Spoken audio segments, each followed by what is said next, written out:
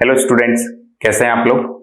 देखिए, हम लोग मॉडल्स की बात कर रहे हैं और मॉडल्स के अंतर्गत हमने पिछले वीडियोस में मस्ट की बात की थी, विल और शेल की बात की थी, वुड की बात की थी। अब हम बात करते हैं मे और माइट की। देखिए, मे और माइट जो है काफी सारी फीलिंग्स को दर्शाते हैं, उन्हीं में से एक है पॉसिबिलिटी। मे और माइट पॉसिबिलिटी को दर्शाने के लिए भी इस्तेमाल होते हैं। पॉसिबिलिटी हम लोग कह देते हैं संभावना। देखिए, मे और माइट दोनों ही पॉसिबिलिटी को दर्शाते हैं।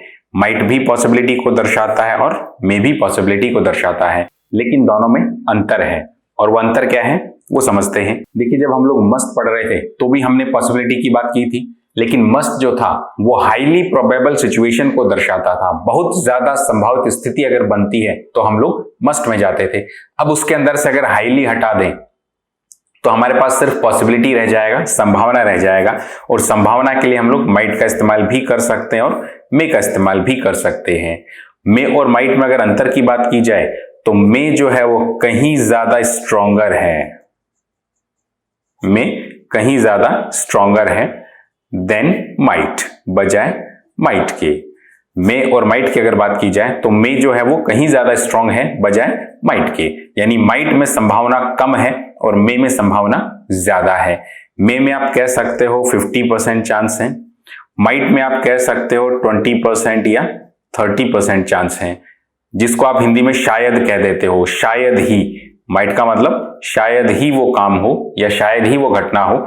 शायद ही यानी कि बहुत कम संभावना है, केवल संभावना है, 50-50 चांस है तो हम लोग मे में जाएंगे। और शायद ही यानी बहुत कम संभावना, क्षीण संभावना जिसको हम कह देते हैं, रिमोट पॉसिबिलिटी हम लोग कह देते हैं, वो हमारा माइट में जाता है।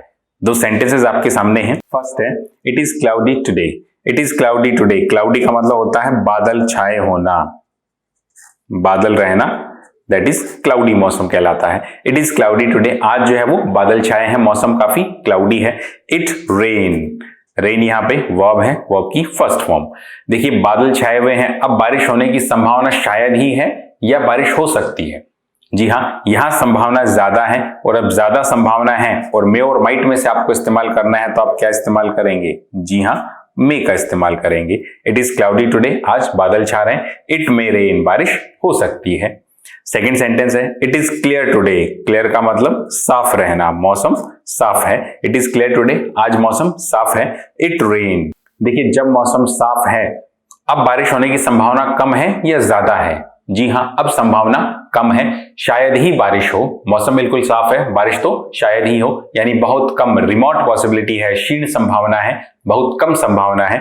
तो यहां हम लोग किसका इस्तेमाल करेंगे? जी हाँ, माइट का।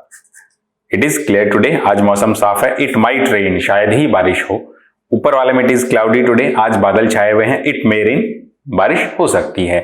देखिए, संभावना ज्यादा है तो हम लोग किसमें जाएंगे? मे में। हम कह सकते हैं संभावना ज्यादा है, ज्यादा संभावना तो मे है। और कम संभावना है जिसको हम लोग क्षीण संभावना कह देते हैं, बहुत ही कम संभावना है तो हम लोग किसमें जाएंगे? माइट में। और हाईली प्रोबेबल है, बहुत ज्यादा संभावना है, 80% 90% चांस बनते हैं, तो वो हम लोग मस्ट में बात करते थे। तो हम लोग कह सकते हैं वी यूज मे और might to show the possibility. और पॉसिबिलिटी के अंतर्गत may is stronger than might. May and might both can be use to talk about chances. Chances मतलब संभावना, possibility. May and might both can be use, दोनों का इस्तेमाल किया जा सकता है टू टॉक अबाउट चांसेस, संभावना की बात करने के लिए, पॉसिबिलिटी की बात करने के लिए। मे इज स्ट्रॉन्गर देन माइट, लेकिन दोनों में अगर कंपैरिजन किया जाए तो मे जो है वो कहीं ज्यादा पावरफुल है बजाय माइट के। Might is use to talk about remote possibility. Remote possibility हम लोग कह सकते हैं क्षीण संभावना, बहुत ही कम संभावना अगर है तो वो माइट से दर्शाई जाएगी। ठीक, तो मे और माइट दोनों ही पॉसिबिलिटी की बात कर सकते हैं। शायद ही कोई काम हो, बहुत ही कम संभावना है तो हम लोग माइट का इस्तेमाल करेंगे। और अगर संभावना ज्यादा है तो हम लोग मे का इस्तेमाल करेंगे। चलिए आगे बढ़ते हैं। देखिए, मे और माइट जो है मॉडल है और मॉडल के साथ वर्ब की कौन सी फॉर्म इस्तेमाल होती है? जी हाँ, वर्ब की फर्स्ट फॉर्म। देखिए, जब हम लोग मस्ट की बात कर रहे थे तो मस्ट को जब हम पास्ट में लेके जाते थे तो उसके साथ हैव प्लस वर्ब की थर्ड फॉर्म का इस्तेमाल करते थे। तो वही काम हम लोग मे और माइट के साथ भी कर सकते हैं। अगर इन्हें पास्ट में लेके जाना है तो हैव प्लस वर्ब की थर्ड फॉर्म का इस्तेमाल करके हम इसे पास्ट में लेके जा सकते हैं। देखिए पास्ट के अंदर भी संभावना को ही दर्शाएगा। देखिए पास्ट के अंदर भी ये संभावना की ही बात करेगा। मे और माइट के साथ वर्ब की फर्स्ट फॉर्म है तो ये प्रेजेंट की संभावना है, ये प्रेजेंट की बात करेगा। लेकिन अगर हैव प्लस वर्ब की थर्ड फॉर्म है तो ये किसकी बात करेगा? जी हाँ, पास्ट की बात करेगा। वो संभावना जो है हमारी पास्ट में चली जाएगी। जैसे कुछ सेंटेंस आपके सामने हैं, she is very late today, आज वो काफी लेट है। She may have missed her train, उसने ट्रेन मिस कर दी होगी। देखिए she is very late today, आज वो काफी लेट हो गई है। She may have missed her train, उसने ट्रेन मिस कर दी होगी। अब यहां पर ट्रेन छूटने के चांसेस ज्यादा हैं बजाय माइट के। नीचे वाला सेंटेंस पढ़ते हैं, she is very late today, आज वो काफी लेट है। She might have missed her train, उसने शायद ट्रेन मिस कर दी हो। देखिए ऊपर वाले में she may have missed her train है, नीचे वाले में she might have missed her train है। सेंटेंस दोनों ही अपनी अपनी जगह सही हैं, लेकिन दोनों में अगर तुलना की जाए तो ट्रेन छूटने के चांस ज्यादा किसमें है? जी हाँ, मे में ट्रेन छूटने के चांस ज्यादा है और माइट में ट्रेन छूटने के चांस कम है, शायद ही ट्रेन छूटी हो। लेकिन ऊपर वाले में मे हैव मिस्ड, यहां ट्रेन छूटने के चांस ज्यादा है। अब सेंटेंस अलग अलग सिचुएशन में अलग अलग सेंटेंस इस्तेमाल होगा। मान लीजिए एक उदाहरण आपके सामने पेश करता हूं। एक ऐसा व्यक्ति है जो कभी भी लेट नहीं आता, हमेशा टाइम पर आता है और वो एक दिन लेट हो जाता है, तो लोग क्या सोचेंगे? ट्रेन तो उसकी शायद ही छूटी हो, शायद कोई और वजह रही होगी, क्योंकि ट्रेन कभी भी उसकी नहीं छूटती, हमेशा ट्रेन से पहले वो आ जाता है, तो ट्रेन छूटने के चांस कम है, तो हम लोग क्या इस्तेमाल करेंगे? Might have missed. लेकिन एक ऐसा व्यक्ति है जो हमेशा लेट आता है, सप्ताह में 3 दिन उसकी ट्रेन छूट जाती है, तो आज वो लेट है तो आप क्या सोचेंगे? आज भी ट्रेन ही छूटी होगी, तो इट मींस चांसेस ज्यादा है ट्रेन छूटने के, तो क्या इस्तेमाल करेंगे? मे हैव मिस्ड हर ट्रेन। तो इस तरीके से आपको जब एग्जाम में आएगा तो आपको कोई ना कोई संकेत आपको दिए जाएंगे, कोई ना कोई क्लू दिया जाएगा कि वो पॉसिबिलिटी की बात करता है या फिर रिमोट पॉसिबिलिटी, बहुत ही कम संभावना की बात करता है। यहां पे आप इतना समझ लीजिए कि मे और माइट प्लस वर्ब की फर्स्ट फॉर्म ये प्रेजेंट पॉसिबिलिटी की बात करते हैं। मे और might plus have plus verb की थर्ड फॉर्म ये पास्ट की पॉसिबिलिटी की बात करेंगे। दोनों में अंतर वही है, मे जो है वो ज्यादा संभावना को दर्शाता है, माइट जो है वो कम संभावना को दर्शाता है। तो हम लोग कह सकते हैं we use may might plus have plus verb third to talk about chances in past. Past की संभावनाओं को दर्शाने के लिए हम लोग इस संरचना का इस्तेमाल कर सकते हैं, may might plus have plus verb की third form. We use this structure to talk about chances in past. Past की संभावना अगर दर्शानी है तो हम लोग इस संरचना में जा सकते हैं। प्रेजेंट की संभावना अगर दर्शानी है तो हम लोग मे माइट प्लस वर्ब की फर्स्ट फॉर्म का इस्तेमाल करेंगे। ठीक, चलिए आगे बढ़ते हैं। एक संरचना बनती है might plus have plus verb की थर्ड फॉर्म की। इस संरचना में मे का यूज नहीं होता। ये संरचना एक विशेष प्रकार की फीलिंग देने के लिए बनती है, एक अलग मूड को पेश करती है, और वो मूड कैसा है? चलिए सेंटेंस देखते हैं। That was a very bad road, वो काफी खराब सड़क थी। फॉर राइडिंग करने के लिए। You might have broken your leg. देखिए might plus have plus broken verb की थर्ड फॉर्म है। That was a very bad road, वो काफी ज्यादा खराब रोड था। फॉर राइडिंग करने के लिए। You might have broken your leg, तुम तुम्हारी टांग तुड़वा सकते थे। माइट हैव ब्रोकन, तुम्हारी टांग टूट सकती थी, तुम टांग तुड़वा सकते थे। देखिए यहां पर संभावना थी, वो काफी खराब रोड थी राइडिंग के लिए, तुम वहां गए, यानी तुम्हारी टांग टूट सकती थी, लेकिन टांग टूटी क्या? काम हो तो सकता था, संभावना थी उसकी, लेकिन काम हुआ क्या? जी नहीं, संभावना थी लेकिन वो काम नहीं हुआ। इस चीज को दर्शाने के लिए हम लोग might plus have plus verb की थर्ड फॉर्म का इस्तेमाल करते हैं। सेंटेंस हमारा सही है, यानी कि पास्ट में किसी चीज के होने की संभावना तो थी, पॉसिबिलिटी तो थी, लेकिन वो काम हो नहीं पाया। संभावना थी लेकिन वो काम हो नहीं पाया। इस चीज को दर्शाने के लिए हम लोग might plus have plus verb की थर्ड फॉर्म का इस्तेमाल करते हैं। यानी पॉसिबिलिटी थी, संभावना थी, लेकिन वो हो नहीं पाया। इस चीज को दर्शाने का काम might plus have plus verb की थर्ड फॉर्म का है।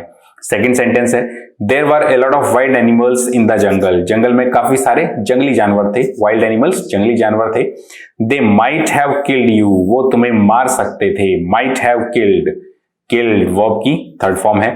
देखिए might plus have plus verb की थर्ड फॉर्म का इस्तेमाल किया है, यानी कि जंगल में काफी सारे जानवर थे, जंगली जानवर थे। They might have killed you, वो तुम्हें मार सकते थे। देखिए काम हो सकता था, तुम्हें मारा जा सकता था, लेकिन काम हो पाया क्या? जी नहीं, संभावना थी मारने की, लेकिन उन्होंने मारा नहीं, काम हुआ नहीं। इस चीज को दर्शाने के लिए हम लोग might plus have plus verb की थर्ड फॉर्म का इस्तेमाल करते हैं। तो हम लोग कह सकते हैं we use might plus have plus verb third to say that something was possible, कुछ ना कुछ संभावित तो था, बट डिड नॉट हैपन, लेकिन वो घटित हो नहीं पाया। इस चीज को दर्शाने के लिए हम लोग might plus have plus verb की थर्ड फॉर्म का इस्तेमाल करते हैं। किसी काम के होने की संभावना थी, something was possible but did not happen, लेकिन वो घटित हो नहीं पाया, ये दर्शाने के लिए हम लोग इस संरचना में जाते हैं और इस संरचना के अंदर फिर मे का इस्तेमाल नहीं होता। ये बात सिर्फ और सिर्फ माइट से ही दर्शाई जाती है। चलिए आगे बढ़ते हैं। नेक्स्ट है, देखिए प्रश्न पूछा गया है may I put your TV on, क्या मैं आपका टीवी ऑन कर सकता हूं? जवाब मिला yes of course you may put my TV on, बिल्कुल आप मेरा टीवी ऑन कर सकते हैं। देखिए मे का एक इस्तेमाल है, संभावना के अलावा मे का एक और इस्तेमाल है। काफी बार आपने देखा होगा, बचपन से हम लोग जब टीचर के कमरे में एंटर करते थे तो हम लोग पूछते थे मे आई कम इन सर, यानी कि यहां पर हम लोग परमिशन मांगते थे, मे आई कम इन सर, क्या मैं अंदर आ जाऊं, यानी कि आप इजाजत मांगते थे, परमिशन मांगी जाती थी। और वो परमिशन मांगते समय किस चीज का इस्तेमाल करते थे? जी हाँ, मे का इस्तेमाल करते थे, मे आई कम इन सर या मे आई कम इन मैम। तो वो मे का इस्तेमाल करके हम लोग परमिशन मांगते थे। वही चीज यहां पर है, यहां भी क्या मांगी जा रही है? जी हाँ, यहां भी परमिशन ही है, इजाजत मांगी जा रही है। May I put your TV on, क्या मैं आपका टीवी ऑन कर सकता हूं? अब इजाजत मांगने के लिए आपने मे का इस्तेमाल किया है। जैसे हम लोग टीचर को कहते थे मे आई कम इन सर, टीचर जवाब में क्या कहता था? यस यू मे कम इन, हाँ तुम आ सकते हो। इट मीन्स परमिशन मांगने के लिए भी हम मे का इस्तेमाल करते हैं और परमिशन देने के लिए भी हम लोग मे का इस्तेमाल ही करते हैं। गिव परमिशन, अगर हमें परमिशन देनी है तो भी हम लोग मे का इस्तेमाल करते हैं। जैसे सेंटेंस आपके सामने है, may I put your TV on, क्या मैं आपका टीवी ऑन कर सकता हूं? इजाजत मांगी गई है। अब सामने वाले व्यक्ति ने आपको इजाजत दे दी है, यस हाँ ऑफ कोर्स बिल्कुल, you may put my TV on, तुम मेरा टीवी ऑन कर सकते हो, यानी यहां पर इजाजत दे दी गई है। तो परमिशन मांगने के लिए और परमिशन देने के लिए, दोनों काम दर्शाने के लिए हम लोग मे का यूज कर सकते हैं। देखिए यहां पर you may put my TV on, तुम मेरा टीवी ऑन कर सकते हो, हम शॉर्ट में मे भी कह सकते थे। पुट माई टीवी ऑन को हम लोग छुपा भी सकते थे, यस यू मे, हाँ बिल्कुल तुम कर सकते हो। परमिशन देने का काम किससे किया जाएगा? मे से। दूसरा सेंटेंस है, students may not use staff car parking, student जो है वो स्टाफ की कार पार्किंग का इस्तेमाल नहीं करेंगे। देखिए मे के साथ यूज वर्ब की फर्स्ट फॉर्म के तौर पर है। देखिए परमिशन मांगने के लिए हमने मे का यूज किया, परमिशन देने के लिए भी हमने मे का यूज किया, और अगर परमिशन नहीं देनी है, मना करना है, तो वहां भी हम लोग मे का यूज कर सकते हैं, उसके साथ नॉट लगा करके। यू मे, तुम काम कर सकते हो, यू मे नॉट, तुम काम नहीं कर सकते। यानी अगर हमें इजाजत नहीं देनी, मना करना है किसी चीज के लिए, तो मे नॉट का इस्तेमाल कर सकते हैं। जैसा कि वाक्य में है, students may not use staff car parking, student जो है वो स्टाफ की कार पार्किंग का इस्तेमाल नहीं करेंगे, यानी आपको मना कर दिया गया है। और परमिशन देनी है तो भी आप मे से दे सकते हो, और परमिशन मांगनी है तो भी आप मे से मांग सकते हो।